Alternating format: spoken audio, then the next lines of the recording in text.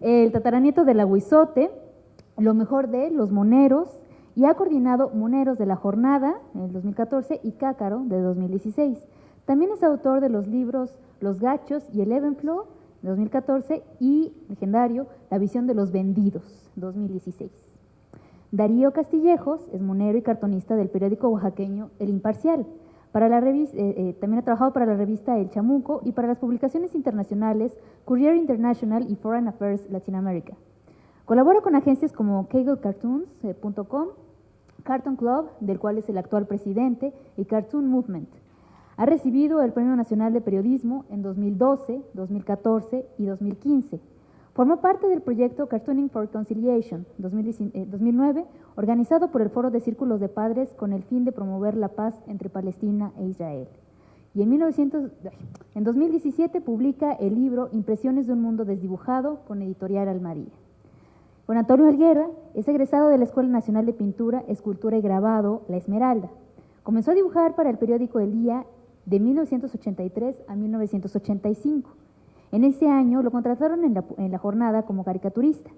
Ha colaborado también en la revista Siempre y actualmente colabora en la revista Proceso haciendo la sección Mono Sapiens con Hernández. Ha ganado el Premio Nacional de Periodismo en 1996 y 2002 y el Premio La Catrina de la FIL de Guadalajara 2017. También ha sido codirector de las revistas El Chahuizcle y El Chamuco, así como coautor de los libros El Sexenio me da risa y El Sexenio ya no me da risa, de Grijalvo de 1994, junto con El Fisgón. También ha publicado El Sexenio me da pena, de Grijalvo de 2000, y El Sexenio se me hace chiquito, Grijalvo de 2003, junto con El Fisgón y Hernández. Entonces, pues vamos a darle inicio a este conversatorio, va a estar buenísimo, estamos con moneros. Entonces, bueno, empecemos, finalmente, se trata del lenguaje gráfico en el contexto de 1968. ¿Quién le gustaría empezar?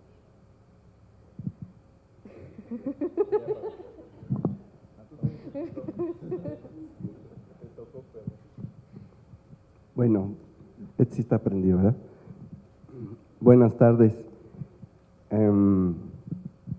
Yo creo que el tema del 68 y la gráfica, a lo mejor soy un poco incorrecto, pero no da para mucho, porque la gráfica propiamente del 68 es mínima, se hacía clandestinamente, se hacía a la carrera en volantes para distribuir en las calles. Hay, eso sí, algunas piezas que se hicieron que son más o menos conocidas, que son muy buenas. La mayoría en realidad son grabados o dibujos hechos muy a la carrera con la intención básicamente de acompañar a un letrero condenando la represión y cosas así. Hay una caricatura anónima de Díaz Ordaz que se hizo en la Escuela Nacional de Artes Plásticas.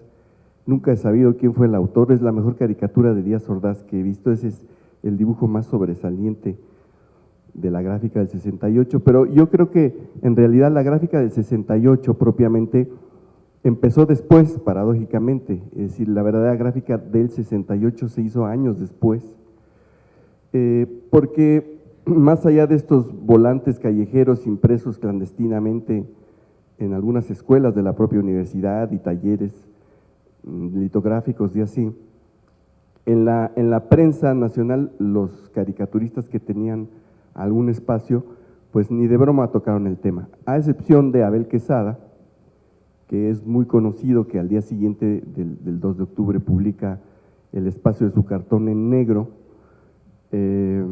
No es propiamente una caricatura, pero es una expresión de duelo y de condena a la vez muy poderoso para la época. Pero más allá de eso, en la prensa nacional, pues no pasaba nada. Porque los espacios en la prensa estaban cerrados para la crítica contra el gobierno. Y en esa época realmente no existía un espacio de libertad como los caricaturistas hoy en día gozamos. Abel Quesada, que era el caricaturista más connotado de la época, logró con habilidad introducir su trabajo en el periódico más importante de la época, que era el Excelsior, porque en lugar de hacer caricaturas directas contra los personajes de poder, creó estereotipos. Entonces, cuando criticaba la corrupción, pues bueno, ni de broma ponía a un funcionario público, pero él tenía al policía que estaba lleno de moscas, que era la representación de la corrupción nacional. Él tenía un personaje desarrollado para cada problema nacional. Y entonces él expresaba su crítica a través de esos personajes que no existían, pues, que no, pero él nunca caricaturizó un personaje poderoso, eso no se podía. Quien lo había intentado había sido Ríos, pero pues le valió que lo corrieran de todos los periódicos y de todas las revistas que existían. Para cuando ocurre el 68, él ya tenía mucho tiempo que tenía vedada las páginas de la prensa nacional. Creo que el último periódico donde publicó fue La Prensa, y el hombre una vez me comentó cómo fue su último día de trabajo ahí. Un día, eso fue en los años 60, a principios de los años 60, él le llevaba sus cartones al director, que era ni más ni menos que Manuel Buendía, que décadas después sería asesinado. Le llevó su cartón y Buendía le dijo, no, ya no vamos a publicarle su trabajo, muchas gracias. Y entonces Ríos le preguntó, bueno, pero ¿por qué? ¿Cuál es la razón? ¿Qué pasó? No, ya no nos interesa. Bueno, pero don Manuel, dígame por qué, quién se molestó, qué pasó. Y entonces Buendía lo que hizo fue abrir un cajón de su escritorio y sacó una pistola y la puso sobre el escritorio y le dijo, entienda, no nos interesa más su trabajo. Y sí, Ríos sí entendió, pues tonto no era. Entonces se levantó y se fue. Así eran los modos en la prensa de la época y así era el trato hacia un caricaturista crítico como era Ríos. Entonces, en esa época en los periódicos no había ningún caricaturista que realmente ejerciera una crítica directa y frontal. Y ese camino, por eso digo que la verdadera gráfica del 68 vino después, ese camino lo abrió el propio Ríos, porque él pues, primero fundó los Supermachos, ¿no es cierto? Y que después se convertiría en Los Agachados, y un año después del 68 fundó junto con Helio Flores y Naranjo, que después se convirtieron en grandes caricaturistas, La Garrapata, y en esos espacios es en donde empezó a hacerse la caricatura, la gráfica crítica contra el gobierno de Díaz Ordaz y el recuento de lo que había pasado en el 68. Eso no fue fácil porque en este mismo año de 69 a Ríos lo secuestraron en la calle, unos agentes de la Dirección Federal de Seguridad. Uno de ellos, por cierto, y casualmente, era José Antonio Zorrilla, el que después mandó matar a Buendía. Pero bueno, eso lo supo Ríos después, muchos años después, cuando detuvieron a Zorrilla y vio su foto en los periódicos. El caso es que Zorrilla y otro agente lo detienen, se lo llevan hacia el Nevado de Toluca, se lo entregan a unos militares, los militares se llevan a Ríos a un punto, un paraje abandonado por el Nevado de Toluca, donde hay una fosa abierta y le dicen que esa va a ser su tumba. Al final no lo matan, lo regresan, en fin, es una historia siniestra, muy terrible. Y bueno, yo siempre he admirado el carácter de Ríos porque eso no lo arredró. Cualquier otro, vamos, eso me pasa a mí y al día siguiente dejo de hacer caricatura y me dedico a vender pepitas o lo que sea. Pero Ríos no, o sea, realmente tuvo el temple para seguir haciendo lo que hacía sin mover un ápice sus convicciones. Entonces, fue gracias a esos espacios que Ríos empezó a abrir, que se abrieron los caminos de libertad de expresión para la caricatura crítica, pues de los que hoy gozamos muchos caricaturistas contemporáneos. Esos espacios en la prensa que existen hoy en día, donde se puede criticar a los funcionarios, se les puede caricaturizar, se les puede mencionar por nombre o apodo, incluyendo al presidente de la República, ese camino lo abrió Ríos y lo abrieron inmediatamente después de él Naranjo y Helio Flores.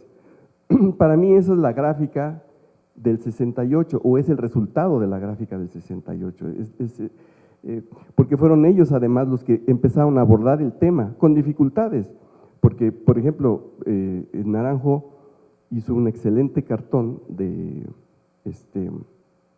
Díaz Ordaz en los 70s, cuando ya era expresidente, cuando Echeverría no, fue López Portillo el que lo hizo embajador en España, ¿no es cierto?, en el 78. y Naranjo hace un cartón estupendo, es muy célebre porque está como Johnny Walker, Díaz Ordaz con la chistera, caminando con su bastón, pero está caminando sobre ataúdes.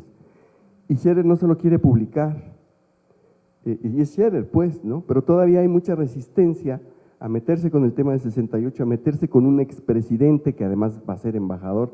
Es decir, vamos, yo recuerdo, por ejemplo, que yo hice un cartón sobre el tema del 68 en los años 80, en La Jornada, cuando empezaba yo en La Jornada, y tampoco me lo publicaron. Es decir, tocar el tema del 68 hasta hace 30 años era difícil. Es un tema que nunca se abrió completamente, al menos ya hoy en día, por supuesto, es posible hacer caricaturas de Díaz Ordaz y de mil cosas más, pero carajo, pues estamos a medio siglo, ya sería el colmo. Pero todavía hace 30 años era difícil tocar el tema, ¿no? Eran pocos los espacios en donde se abordaba el tema, claro, porque muchos protagonistas de eso seguían vivos y algunos todavía siguen vivos, ¿no? Entonces, el punto pues es que, como dije al principio, la gráfica del 68 realmente se hizo después del 68, pero eso sí, ese movimiento, se ha dicho muchas veces, fue un detonante social que empujó y que logró abrir muchas libertades, que despertó a la sociedad, que la volvió exigente, y una de esas libertades que se empezaron a abrir, no mucho, pero que sí se empezaron a abrir, fue el de la libertad de expresión, porque no existía prácticamente la libertad de expresión en México. Fue a partir de entonces que se empiezan a abrir los espacios críticos en ciertos sectores de la prensa, no en todos, y esos espacios siguen siendo limitados hoy en día, pero bueno, existen y en buena medida provienen del movimiento del 68.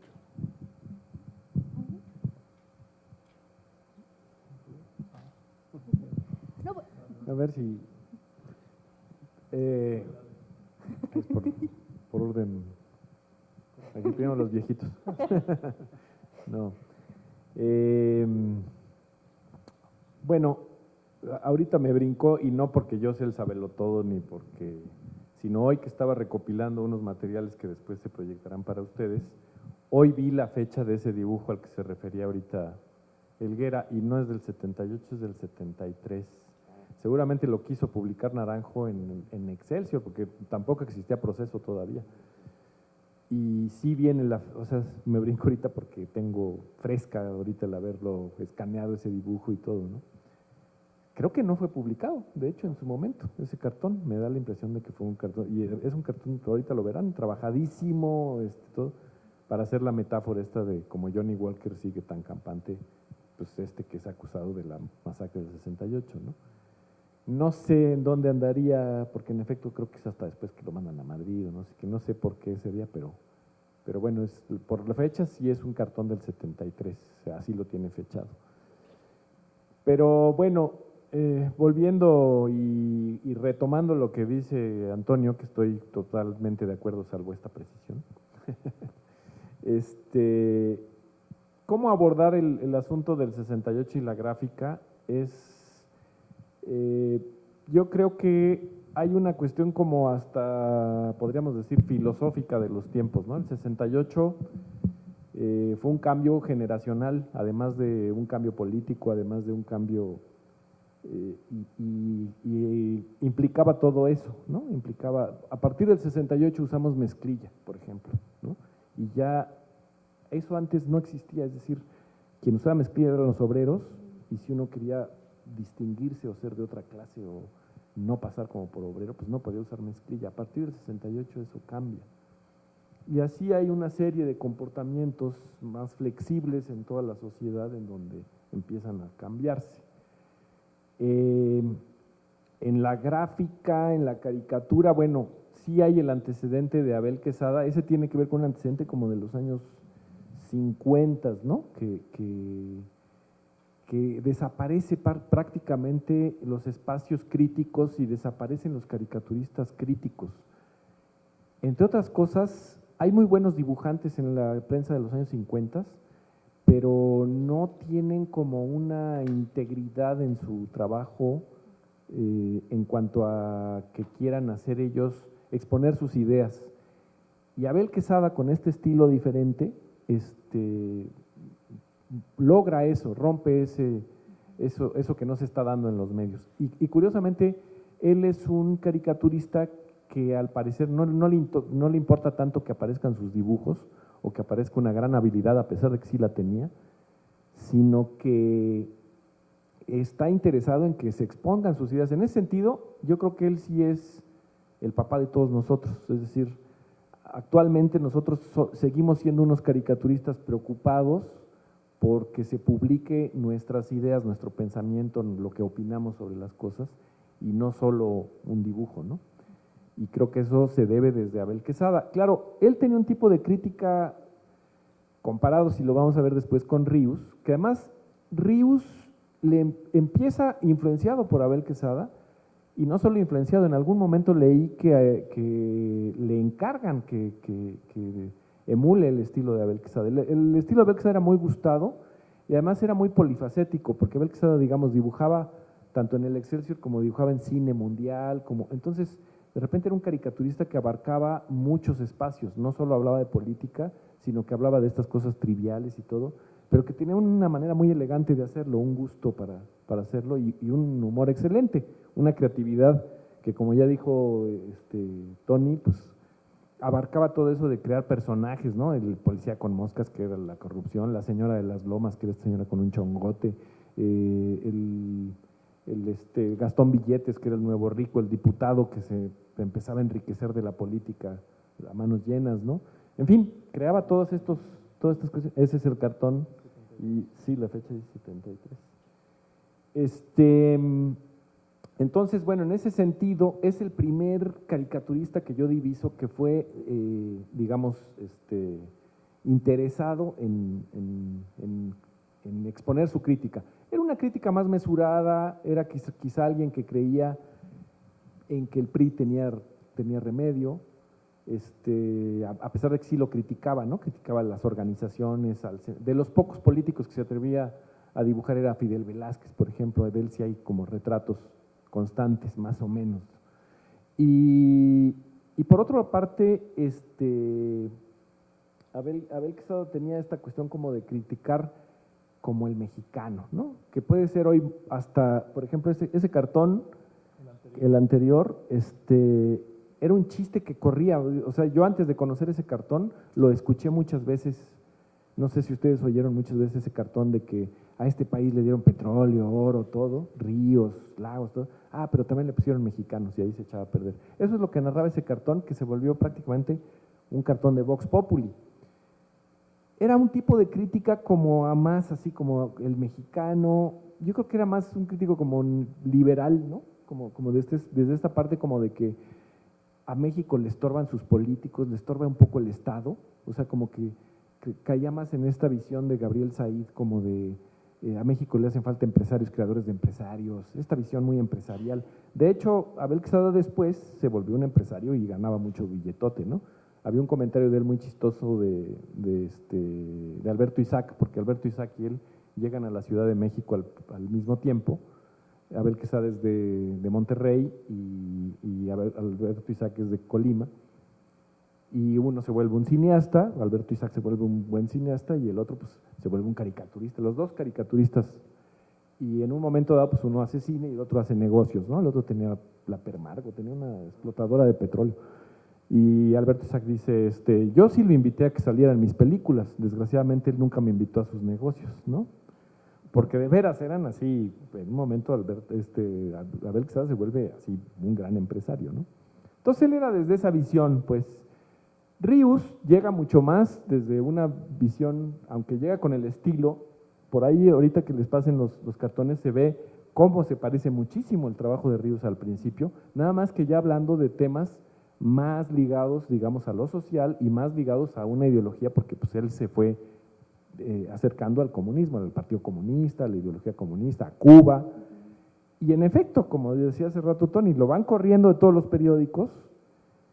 Para el 67 le está haciendo los supermachos, para el 65 le está haciendo los supermachos, porque ya no le quedan de otra, o sea, todos los periódicos ya lo corrieron, incluido ese despido de Manuel Buendía con pistola y todo.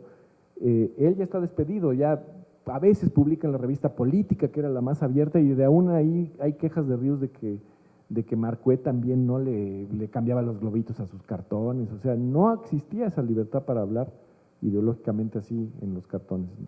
Y él ya de plano hace ese microcosmos, un poco volver a lo que había hecho Abel Quesada de otra manera, pero con su microcosmos que él vivió, ¿no? El de Michoacán, de Don Perpetuo, de todos estos personajes que estaban en la provincia mexicana y que de alguna manera todavía a pesar de la modernidad por ahí siguen, ¿no? El cura, todos esos poderes fácticos que están si nos vamos tantito, ¿no? Y pues finalmente ellos sí encajan, o sea, Ríos, Naranjo, estos ejemplos que pongo ahí, son de los que ellos sí llegaron a colaborar dentro de la gráfica popular del 68, o sea, sí conectaron con ese mundo de los estudiantes, que curiosamente sí ya estaba como divorciado de la otra generación que había sido la de la gráfica popular, ¿no? De Leopoldo Méndez, de todos estos que en un momento habían sido los revolucionarios, pues ya no encajaban porque los estudiantes pues eran como rockeros, greñudos, hippies urbanos. Posiblemente esa es la última generación, por ejemplo, de que todos los caricaturistas importantes de México no habían nacido en México, no habían, o sea, Abel Quesada venía de Monterrey, Alberto Isaac, como dije, venía de Colima, Helio Flores de Veracruz, Naranjo de Michoacán, Ríos de Michoacán, en fin, todos venían y habían, vamos, no llegaron chavitos, posiblemente ahorita hay alguno que haya nacido allá y ya se puede decir que es chilango. Magú venía de Jalisco, o sea, en fin, casi todos habían nacido fuera. Entonces este fue el primer movimiento muy urbano y donde pues todo eso se estaba también cambiando, ¿no? Toda esa cuestión.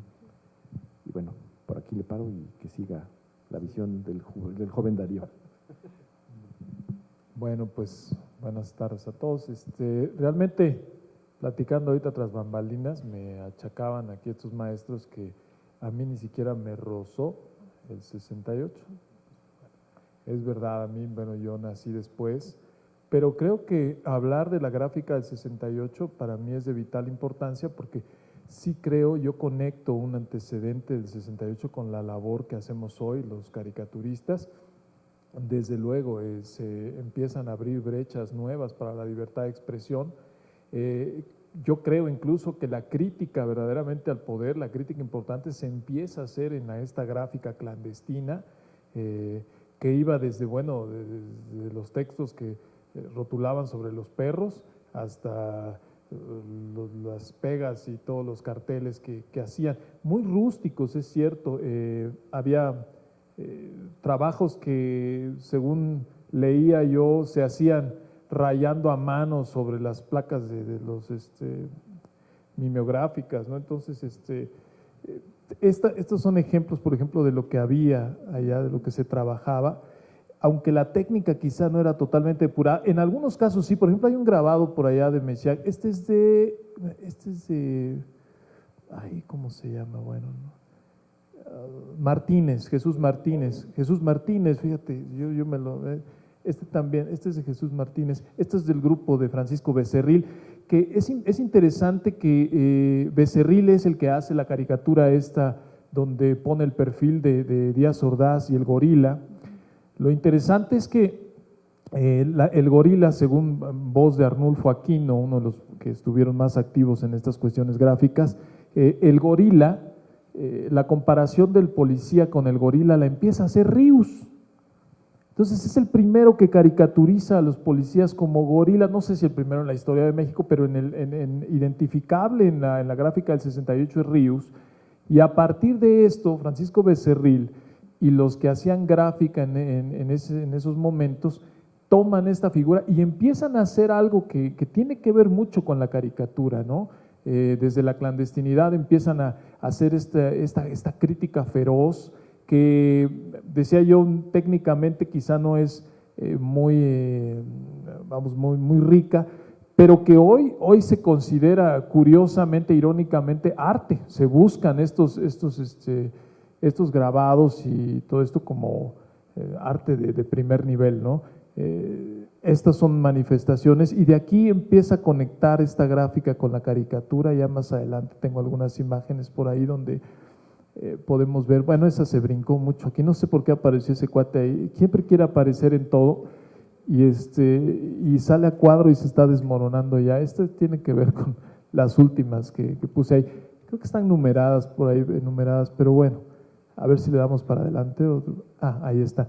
Ahí la caricatura empieza también a tomar parte. Yo creo que incluso los caricaturistas son imbuidos por todo este movimiento de gráfica, empiezan a involucrarse, no todos, como bien dice Toño, como bien dice Gonzalo, pero hay quienes se atreven. El caso de Ríos, el caso de Naranjo, que hace un retrato por allá de Demetrio Vallejo, que es emblemático también. Entonces, bueno, este es anónimo, no sé si Toño sepa más o menos de quién es. A mí me recuerda algunos estilos como de, no sé, de caricaturistas como Bernal, pero no sé, no doy. Ahora también es justo decir que muchas de las imágenes de la gráfica del 68 se tomaron de imágenes ya usadas anteriormente, ¿no? Hay un grabado de Mesíac que, este es el gorila, este se atribuye a Ríos. Curiosamente nunca le pregunté, pero este se atribuye a Ríos y es una de las primeras apariciones del policía como gorila, ¿no? De ahí se inspira Becerril para hacer entonces el perfil famoso de Díaz Ordaz con el perfil del gorila, ¿no? Más adelante. Aquí este es el retrato de Rogelio Naranjo, que hace de Vallejo. Y bueno, más adelante, aquí nuevamente, aquí empiezan, ¿no?, los granaderos a ser retratados como este gorila con casco, ¿no? Desde luego el gorila por la bestialidad con la que arremetían contra los movimientos estudiantiles, ¿no? Y no solamente esto, antes contra los médicos y contra todos los que osaban levantar la voz crítica, ¿no? Más adelante vamos un poquito y bueno, ya una vez. Aquí otra caricatura que yo encontré anónima, pero igual presenta, ¿no?, a los mismos gorilas, a los granaderos, golpeando salvajemente ahí a los estudiantes. Este es de Alberto Beltrán, le platicaba yo a Gonzalo Rocha, este es el que encontré de Alberto Beltrán, y es curioso porque no hay mucho de Beltrán, uno de los mejores dibujantes que yo tengo como referencia, y aparece también de la policía convertida en gorila, ¿no? Un gorila que devora. Esta es la imagen más emblemática. No parece mucho el traje. Quizá a lo mejor sí había como esta resistencia a que se identificara muy bien su obra, ¿no? Pero esta sí es identificable. Yo creo que todos los que estamos aquí conocemos esa imagen y esta se atribuye sí a Francisco Becerril, ¿no? Además una genial caricatura de Díaz Ordaz que curiosamente sí embona en la figura y en el perfil del gorila, ¿no? Cosas del destino. Bueno.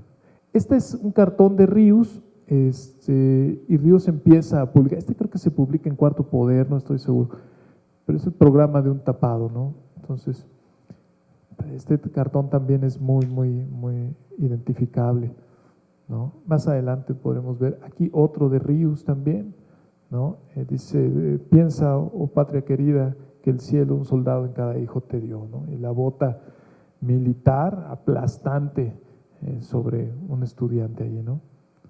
Bueno, y bueno, este ya es un vistazo de mi trabajo que quizá podemos ver más adelante, donde yo quisiera hablar también de la influencia que ha tenido desde luego todo esto en mi trabajo y les voy a enseñar un poquito de cómo ha influido no solamente en mi trabajo como caricaturista, sino también como grabador. Yo hago grabado y tuve la fortuna de conocer a algunos todavía de los sobrevivientes del taller de gráfica popular.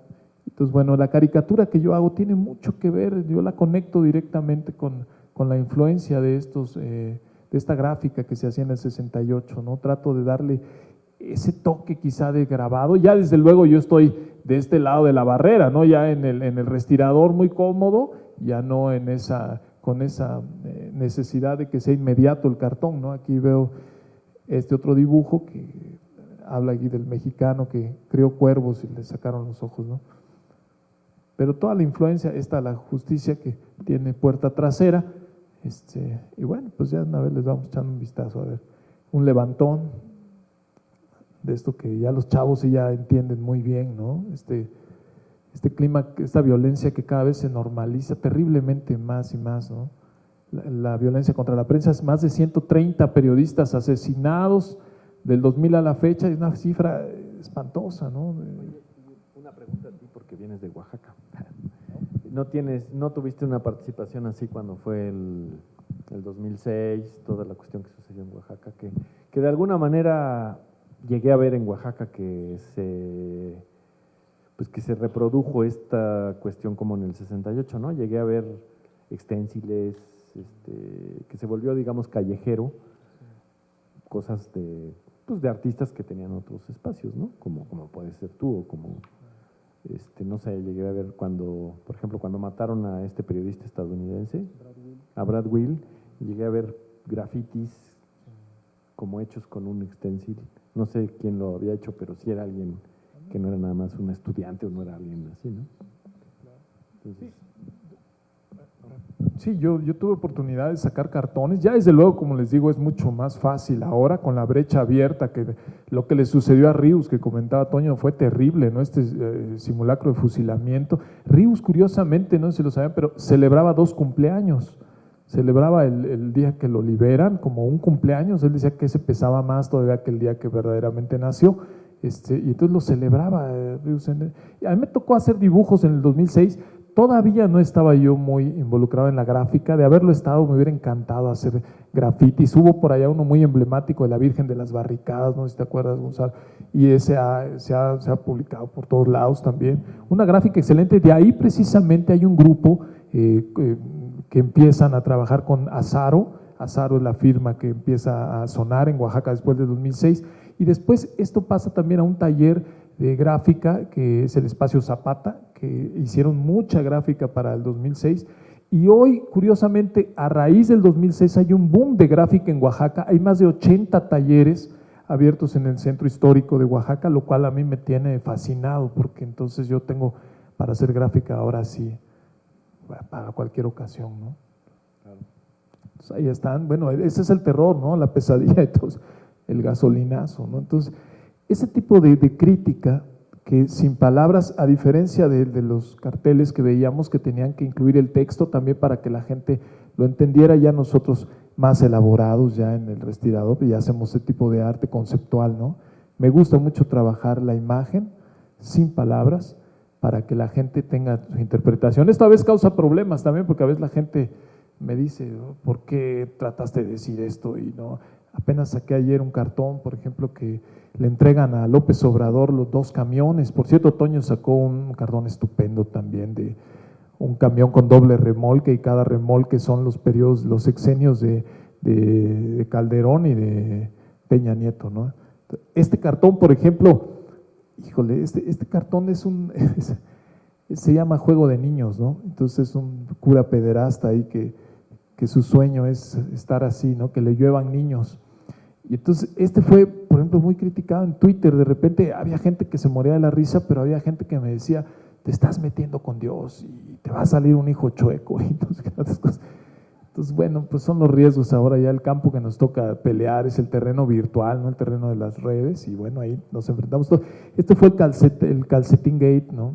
El calceta gate, donde Peña Nieto presumía en redes sus calcetines, que además se los había puesto al revés o no sé qué pasó, y cuando se lo quita vemos dónde está su verdadero rostro, no gobernaba con las patas. Bueno, la relación Trump-Peña Nieto, ¿no? Qué simulacro tan realista, ¿no? Como está México, ¿no? Como lo dejó. Es el simulacro que no termina, ¿no? Videgaray, Rapé hace un cartón parecido a este también. Yo creo que me lo pirateó como el tiscareño que, bueno, luego es otro tema. Aquí, bueno, su presidente saber fajarse muy bien los pantalones. Entonces dice, era fajarse.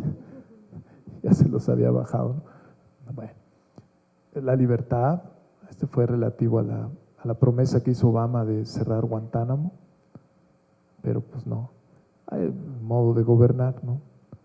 Entonces, de Trump, otro también, un Trump bufón. Sí, claro, ¿no? Entonces la imagen del gorila sigue presente, por eso hablo de la influencia directa, ¿no? De la gráfica. Esta es la gráfica que yo ya trabajo en Oaxaca, se llama el Circo del Poder, y esta es una gráfica que a mí me conecta mucho con el movimiento de del 68, desde luego, y también, ¿por qué no decirlo técnicamente, con los maestros del taller de gráfica popular, ¿no? Más adelante también tengo allá otra muestra de gráfica. Esta es una gráfica conceptual, habla de esta lucha del poder con el pueblo, ¿no? Contra el pueblo, y un círculo que no termina, ¿no? Un toro, si lo pueden ver allá, identificable, y un caballo, ¿no? Entonces, bueno, están medio fumados, van a decir algunos. Este, por ejemplo, específicamente, este fue un grabado que trabajé en Oaxaca, que se llama La Jauría, y entonces esto yo lo identifico un poquito bastante con lo del 68, este es el poder, cómo se transforma en criaturas de diversas naturalezas, ¿no? De repente son perros, de repente son aves carroñeras, pero arremeten contra el pueblo, ¿no?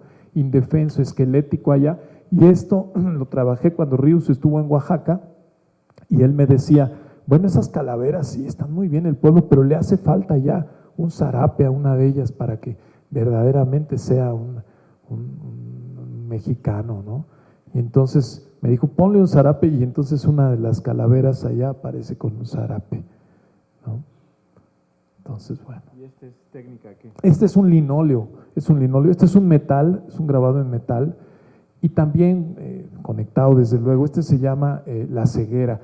La idea es un cuervo que le ha sacado los ojos a todos, pero todos siguen allá pues sosteniéndolo, ¿no? Aunque ya está a punto de caerse, pero está sosteniéndolo. Entonces, igual, crítica, me dicen a veces, bueno, la gráfica que hace es muy crítica, sí, no la puedo despegar, por eso sigo insistiendo en la influencia de la crítica del 68, ¿no? Adelante. Es otro también que tiene que ver con la cuestión migratoria, los migrantes, ¿no? En ese sueño que persiguen en un pez ahí como Jonás, esquelético. A diferencia de la ballena de Jonás, esta está muy esquelética, ¿no? Entonces, esta es una gráfica que trabajamos junto con para el maestro Toledo, que hizo un concurso allá de cartel, y entonces esto tiene que ver con el maíz transgénico. Entonces, como las empresas como Monsanto y todas estas transnacionales tienen preso ahí al productor del maíz nativo, ¿no? Sin maíz no hay país. Sin maíz no hay país. Esto fue un dibujo para una portada de un libro de Julio Hernández, que habla también del movimiento que a fin de cuentas conecta también con la realidad política actual. El 68 tiene un vínculo directo con lo que sucedió ahora en las últimas elecciones, y para mí fue que empezó a derrocarse una figura de autoritarismo por allá, ¿no? Desde la base. Entonces, y bueno, pues adelante, creo que ya terminan ahí. No sé si hay otra. Bueno, esta es una gráfica que hice yo precisamente haciendo referencia a la herida que no cierra, ¿verdad? La herida que sigue abierta en México, y aunque es una cicatriz ahí, todavía es muy visible, el 68 en el pecho de la justicia, ¿no? Ahí. Este es el grabado de Mesías que decía yo. Este se hizo cuando Estados Unidos entra en Guatemala, y entonces creo que se había hecho en el 54, y entonces el movimiento estudiantil lo retoma. Esto sucedió con varias gráficas, ¿no? Se retomaron para publicitar la actividad del movimiento estudiantil, ¿no? Y de Vega, de Pérez Vega, también muy famoso, el perro que es la prensa vendida, ¿no? Curiosamente hay un paralelismo, si vemos lo que sucedía en ese entonces, el descontento tiene mucho que ver con la situación actual, y bueno, con esto ya cierro. Muchísimas gracias. Yo retomo por lo menos tres aspectos que me gustaría a ver si podemos platicarlos un poco más. Hace rato también tras bambalinas estábamos hablando justamente del cartón de Abel Quesada y lo importante que fue ese cartón y lo poderosa que fue esa imagen. Estábamos hablando justamente del contexto del texto, de los discursos, es decir, hasta este momento la prensa efectivamente vendida, las palabras están defendiendo la violencia, están glorificando la violencia contra los estudiantes, y en este acto de profunda valentía de Abel Quesada dice, ¿por qué? ¿No? Entonces, ahí es donde la imagen adquiere un nuevo significado, ¿no? Y entonces una de las cosas que me comentaban es, o sea, es un cartón negro, pero el poder viene también del tiempo, de la oportunidad, de lo relevante que es en ese momento. No sé si alguien quisiera hablar al respecto también, porque también recuperando un poquito lo que decía Helguera, es un poco la gráfica, y de hecho también ya lo vimos de aquel entonces, es, bueno, no sé qué pensarán ustedes, es profundamente dolorosa, profundamente conmovedora. O sea, por supuesto que se exageran y se caricaturizan ciertos rasgos, pero bueno, creo yo, siento un enorme enojo, una enorme furia, o sea, también muchísimo miedo, ¿no? Pero justamente las caricaturas posteriores, justamente como el Johnny Walker de Ordaz, es burlarse por completo de esta imagen. Y entonces me acuerdo mucho de este pasaje de El nombre de la rosa, de Humberto Eco. No sé si ubican cuando, bueno, perdón por el spoiler, el venerable Jorge, el que está ahí moviendo el famoso libro de Aristóteles sobre el humor, está ahí peleándose con Guillermo de Baskerville, y le dice Guillermo de Baskerville, bueno, o sea, pero ¿qué es lo que asusta tanto del humor? Y entonces el venerable Jorge le dice, porque la risa mata el miedo, y sin el miedo no hay necesidad de ningún Dios. O sea, podemos perderle el miedo a Dios, o sea, estamos en ese momento de perder el miedo a Dios. Y entonces, bueno, o sea, ¿qué valor tiene entonces el humor, ¿no? O sea, más bien, ¿cómo recuperamos el valor del humor para enfrentarnos a lo terrible? Es curioso porque alguna vez leí que, bueno, Díaz Ordaz fue antes de ser presidente de la Secretaría de Gobernación de López Mateos, y por lo que he leído de Díaz Ordaz, el tipo era consciente de que era feísimo y que era siniestramente feo, y en alguna ocasión, siendo secretario de Gobernación, dijo, es que está bien ser feo, porque si eres secretario de Gobernación debes de infundir un poco de miedo.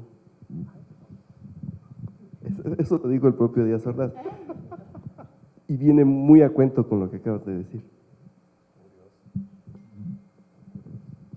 Quiero recordar, tal vez tú lo recuerdes con más precisión, porque hay un momento donde Díaz Ordaz, con todo ese poder así, no sé si ya es presidente, y mandan así como, casi como que secuestran a Palillo, el cómico de carpa que estaba en el Blanquita, o que era famoso porque contaba muchos chistes sobre el presidente. Entonces lo manda así como secuestrar, se lo llevan ahí y le dice, a ver, cuéntame de frente todos los chistes que cuentas de mí. Pero era una cosa muy atemorizante, ¿no? Pero dentro de ellos había un chiste que decía, ¿y con qué cara? Algo así, y que él decía, ¿usted cree que si tuviera otra cara no me la pondría? Algo así que también tenía que ver con su fealdad, ¿no? No lo recuerdo, pero el tipo tenía humor y o sea, no era tonto Díaz Ordaz, y tenía humor, pero tenía un humor muy siniestro. O sea, algo parecido a lo de Palillo. Hay una anécdota así, porque cuando era secretario de Gobernación, el que era secretario particular del presidente López Mateos se burlaba mucho de él. De hecho, lo apodó Tribilín. Entonces, cuando el secretario de Gobernación iba a Los Pinos a ver al presidente, pues llegaba y el secretario particular del presidente decía, Tribilín, ¿cómo estamos? Ahorita te recibe el presidente, siéntate, ¿cómo has estado, Tribilín? Y Díaz Ordaz, y volvía a ir, Tribilín, ¿qué onda, mi Tribilín? Que no sé qué. Y pues que llega el día en que destapan a Tribilín como candidato presidencial, y va Tribilín a Los Pinos a ver al presidente, y entonces el secretario particular de López Mateos dice, se levanta, licenciado Díaz Ordaz, bienvenido. Y Díaz Ordaz le contestó, Tribilín, cabrón, dime Tribilín. Fíjate qué curioso, porque mi abuelo fue abogado, trabajó en el Poder Judicial, y entonces él nos contó una anécdota de niños. Él coincidió en algún momento en la carrera con Díaz Ordaz, y entonces cuando Díaz Ordaz asume el cargo de presidente, dice él, me cuenta, que le apodaban en la escuela, le decían el trompas, no sé por qué, no sé por qué, pero Y a mi abuelo le decían el carcaj, le decían, porque siempre se carcajeaba de una manera muy escandalosa. Entonces, lo va a visitar porque Díaz Ordaz lo manda a llamar. Y entonces dice que él llega y le dice, ¿qué hubo, trompas? No, él le dice, ¿qué hubo, carcaj? Y entonces le dice, ¿qué hubo, le trompas? Y entonces Díaz Ordaz cambia el gesto completamente y le dice, ningún trompas. Para ti voy a ser a partir de ahora el señor presidente. Entonces, sí tenía humor a lo mejor, pero estaba consciente de su fealdad y estaba consciente de esto que a fin de cuentas todos lo acabaron identificando como el trompas, ¿no? Entonces, aunque no le gustara. Ahora, también hay un momento en el que Rius habla como una especie de trauma del caricaturista. Me gustaría ver si ustedes comparten de alguna manera esta visión. Es una cita de Rius. Dice, realmente es decepcionante. Utópicamente, ingenuamente, hemos esperado la respuesta por parte del gobierno, el criticado, para que cambie su manera de actuar ante los problemas del país. La función de la crítica es hacer ver lo que se lleva a cabo que en determinado campo está mal, que debe corregirse para que todos podamos vivir. Pero como el político no se corrige y hace caso omiso de sus críticos, hemos llegado a la conclusión de que la caricatura tiene muy poca importancia para el gobierno. Por esta razón, yo en lo personal me he dedicado más a la caricatura para el pueblo con el fin de concientizarlo, de hacerle ver y conocer el origen de ciertos problemas y por qué no se dan las soluciones. Y al mismo tiempo estoy atacando al gobierno, al sistema. Sí, era muy claro que Rius no se dirigía al gobierno porque eso era inútil y que se dedicó a educar a la gente. Sin embargo, es una lástima que no haya vivido ahora, porque yo creo que le hubiera dado gusto ver lo que ocurrió el 1 de julio. Ya hace unos años él estaba un poco frustrado porque, y esto nos lo dijo una vez a varios colegas, en alguna conversación, no recuerdo por qué salió, pero dijo que sí se sentía frustrado porque él creía que ya debería de haber ocurrido un cambio, que él veía que el país estaba cada vez peor y se desesperaba porque él sentía que él había hecho un esfuerzo muy grande y no estaba viendo que resultara, ¿no? Claro, por supuesto que estaba, como dice ahí, plenamente consciente de que el poder no iba a cambiar por más que se le hicieran caricaturas, pero él sí esperaba que hubiera un cambio en la sociedad y no lo veía venir y estaba un poco frustrado por eso. Por eso digo que es una pena que no haya vivido unos pocos años más, porque le habría dado un gusto enorme pues lo que pasó el 1 de julio, porque ese día se habría dado cuenta que estaba equivocado, que lo que hizo sí funcionó, porque desde luego que sí nos educó políticamente a muchísimas generaciones de mexicanos, que sí sembró una semilla que finalmente floreció. Y a mí, es decir, una de las primeras cosas que pensé después de las elecciones del 1 de julio es que enorme lástima que no estuvieron Naranjo y Rius para verlo, porque a los dos les hubiera dado un gusto enorme, porque los dos contribuyeron a que eso pasara de manera francamente importante. Y bueno, pues aunque no fuera caricaturista, ¿no? Pero pues, otra pena es Carlos Monsiváis, que pues, era un humorista también, ¿no? Me deja un poquito la reflexión ahorita que estaban hablando, a ver si lo logro enlazar, ¿no?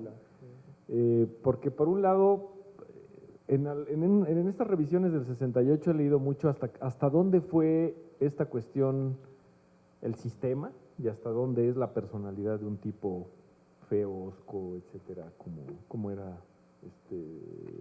Díaz Ordaz, o Tribilín o el Trompas, ¿no? O sea, hasta qué punto eso hubiera cambiado la decisión trágica que se toma de aquí a unas cuantas cuadras de hacer una masacre. Si uno se queda con las lecturas de Krause, pues todo pareciera ser que era una cuestión personal, o sea, te habla de la biografía y de que Díaz Ordaz tiene las patas huesudas y tiene mal aliento y está trompudo y feo. Pero por otro lado, pues también está todo lo que había acontecido antes, desde que gobernaba el carismático, galán, guapo López Mateos, y pues posiblemente, ya no lo sabemos porque esos son los hubieras y pues no sabemos, ¿no? Pero posiblemente, o al menos se venían dando represiones pues, todo el tiempo, ¿no? Hubieran llegado a ser tan fuertes, pues quién sabe, hubieras llegado a ser una cuestión de ese tamaño genocida, pues quién sabe, ¿no? Pero lo cierto pues es que sí era el crecimiento ¿cómo se llama? El milagro mexicano, el plan estabilizador, pues ya venía fallando, no venía respondiéndole a una clase en la cual estaba todo, sí, qué padre, México estaba creciendo, México estaba teniendo mucho progreso, estaba teniendo mucha inversión, pero basada pues, en malos pagos a los trabajadores, en despojos, en pues, todo esto que se estaba dando, y eso se venía reprimiendo con guapos o con feos en el poder, ¿no?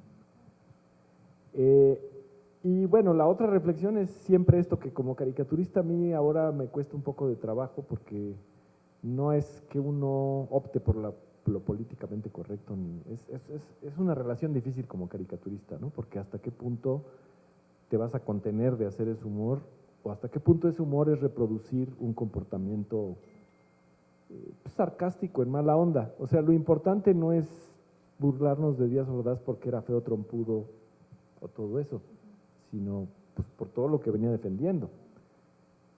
Y lo mismo nos pasó con Salinas, ¿no? Pues se vuelve, claro, a la mera hora pues se lo ganan a pulso que uno se burle que si es pelón, orejón, chaparro, etcétera, pero bueno, no es eso lo que uno debe buscar, ¿no? O sea, finalmente pues lo malo es que, a ver, Peña Nieto no es precisamente el feo, pero pues termina siendo peor o igual de daño que Salinas, que es el chupacabras, o igual que, no con una tragedia como, porque ya sería imposible en los tiempos, pero bueno, pues sigue habiendo despojos y sigue habiendo destrucción y sigue habiendo represión.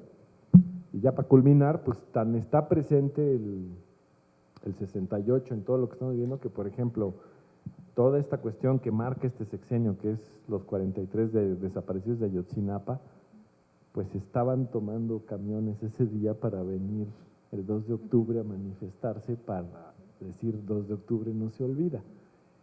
Y nuevamente viene, ahora es el 2 de octubre y los 43 no se olvidan, ¿no? O sea, es como si se fueran juntando más. Y bueno, creo que… Te voy a contradecir, no por otra cosa, sino porque si no se va a volver aburrido esto, si es que no lo es ya. Y, sí es el sistema mexicano el que reprime, pero yo sí creo que tiene mucho que ver la personalidad de Díaz Ordaz, porque efectivamente en el sexenio anterior de López Mateos es cuando se desata la represión contra los maestros, contra el movimiento de los médicos y sobre todo contra los ferrocarrileros. Pero ¿quién lo hace? Pues es Díaz Ordaz, porque López Mateos, como bien le decían, era López Paseos, estaba de viaje todo el tiempo y se cuenta la anécdota de que aquel famoso secretario particular, se ve que era dicharachero el señor, cuando buscaban al presidente, pues él decía, no, pues es que ahora no es viaje, es vieja. Entonces, era un mujeriego, era un tipo que le encantaba la vida frívola, le gustaban los coches, además estaba mal, tenía un problema en la cabeza y tenía jaquecas cada rato. Ese güey no gobernaba Díaz Ordaz, que era un salvaje, y él empezó metiendo a la cárcel a maestros, a médicos y a ferrocarrileros. Y ya después, cuando fue presidente, se siguió con los estudiantes aquí. Entonces yo sí creo que tiene mucho que ver con su personalidad, eso por un lado. Y por otra parte, en el tema económico, la economía estaba muy bien. Es decir, cuando en el gobierno de López Mateos y en el de Díaz Ordaz, el crecimiento del Producto Interno Bruto es altísimo. Creo que ya nunca volvimos a llegar a esos niveles. La economía estaba muy bien. Ahí todavía no hacía agua el modelo. Fue con Echeverría cuando se le empezó a deshacer en las manos la cosa, y él fue el primero en pedirle ayuda al Fondo Monetario Internacional. Existe la idea errónea de que fue de la Madrid, pero no. Los primeros acuerdos con el Fondo Monetario los hizo Echeverría, y de ahí se fue ya abriendo el paso hacia los neoliberales que llegaron con de la Madrid. Pero no, la economía estaba muy bien en tiempos de este animal, de Díaz Ordaz. Estaba bien, pero estaba soportada en algo que no estaba, o sea, sí, macroeconomía estaba bien, salario mínimo no estaba tan mal, o sea, es que ya hemos llegado a los espacios ridículos, ¿no? Pero ¿por qué había protestas? No solo era una protesta generacional, o sea, los médicos habían protestado por las condiciones de trabajo y por las condiciones de salario y todo, o sea, no estaba tan bien. El famoso ¿cómo decir? Desarrollo estabilizador, pues ya venía desestabilizándose. Claro, comparado con lo que pasó después, pues sí, estábamos en jauja, pero sí había pues protestas que eran, creo que legítimas, ¿no? O sea, no venían tan de la nada. Sí, déjenme contradecirlos. No, para nada. Yo creo que tenía que ver, sí, con la personalidad de Díaz Ordaz, como bien dice Toño, y también le doy la razón a Gonzalo, porque yo creo que sí el sistema se empezaba a descarrilar ya. Ya venía descarrilado, se había alejado completamente de los ideales revolucionarios y esta causa social se había olvidado, la corrupción era escandalosa también, según leí, y también esto había generado todas las protestas que menciona Gonzalo. También la represión se hacía una constante, entonces sí yo creo que la máquina se empezaba a descarrilar. Y yo considero que la represión hacía un planteamiento muy interesante Gonzalo ahorita y decía, si no hubiera estado Díaz Ordaz, se hubiera dado la misma represión. Una pregunta que queda así en los hubieras, pero que quizá mirando al pasado podría ser predecible también, porque lo que sucede después nos habla de un patrón que se fue fortaleciendo de represión. Entonces yo creo que en esos inicios me atrevo a decir que la maquinaria ya estaba armada, que ya la maquinaria represora ya estaba funcionando, ya tenía sus primeros hierros y antecedentes terribles, entonces se fueron dando. Yo creo que incluso aunque no hubiera estado Díaz Ordaz, hubiera sucedido la represión. No sé si en la misma medida de lo que sucedió el 2 de octubre, pero creo que el sistema estaba ya descarrilado, se estaba perdiendo el rumbo, y lo que hemos visto ahora recientemente con Ayotzinapa y muchos más, de Oaxaca, el 2006 y demás, dan muestra de que esta maquinaria se acabó descarrilando por completo, hasta lo que hemos visto ahora, los resultados de la última elección, donde se vuelca una mayoría que no se había visto, una votación que no tenía precedente, y pues parece, sí, coincido con Toño, que pues viene se ve pues ya no tan en la lejanía un posible cambio, ¿no? Y yo creo que Rius sin duda hubiera estado contento, y Naranjo, y Monsiváis, y Eberto, y toda esa gente que anhelaba ver esto, ¿no? Entonces, pero sí, considero que no los contradigo, les doy a ambos razón por la mitad. Pues ya solo nos quedan unos 8, 10 minutitos antes de que salga el fantasma de la niña, porque ya se hace noche. ¿Alguien de ustedes tiene alguna pregunta, algún comentario, queja, contradecirlos? ¿No? ¿No? ¿Estamos todos de acuerdo? Levanten la mano. Ay, ya.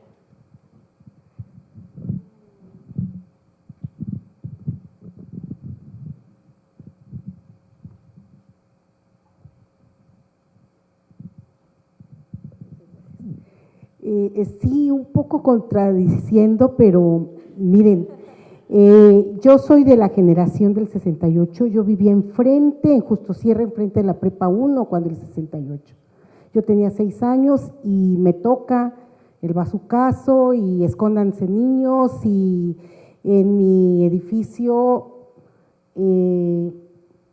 la policía, los soldados, todo mundo buscando chavos que se habían escondido en donde se pudiera. En ese entonces yo recuerdo mucho que mi mamá decía, yo no quiero que mis hijas estudien, ¿eh? Imagínense, ¿no? Qué tragedia, no quiero que mis hijas estudien porque no quiero que las maten, ¿no? Por suerte tuve un papá con otro planteamiento que decía, no, hijas, estudien, ustedes tienen que estudiar porque si les toca un marido borracho o mujeriego o irresponsable, ustedes, ¿no? ¿Y qué fue lo que hicimos? Por fortuna.